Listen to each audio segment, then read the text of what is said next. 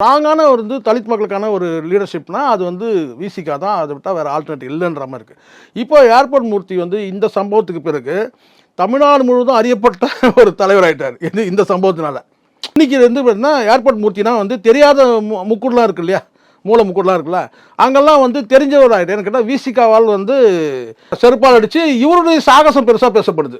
இதில் என்னென்ன ஓப்பனாக பேசணும், அதாவது 4 விசிகாவினரை இவர் ஓட விட்டார், அப்படிதான் பரவலாக இருக்குது. நம்ம பார்க்குற காட்சி அப்படி தான் இருக்குது. தனித்து போராடுறது பெரிய அது ஒரு வீரம் தான். அவர் மேலே ஒரு எதிர்கொள்ளும் போது பார்த்தீங்கன்னா அங்கே ஒரு காவல்துறை அதிகாரி இருந்தும் கூட இவர் தன்னை தற்காத்துக்கிறதுக்காக 4 பேரையும் ஓட விட்டார்.